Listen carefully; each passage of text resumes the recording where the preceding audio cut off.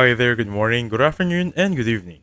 So on this video, let's talk about how to find add nearby friends on Snapchat. So what you want to do here is, of course, you need to open your Snapchat. Now once you're on your profile by tugging the upper left icon, so this is my profile, make sure you go on Snap Map. But before you proceed on Snap Map, of course, you need to go to settings, because we need to make sure that your ghost mode is disabled. You can find it here under privacy controls, and it should be right here on see my location. Make sure that this is disabled and choose that this one it should be on my friends. Alright?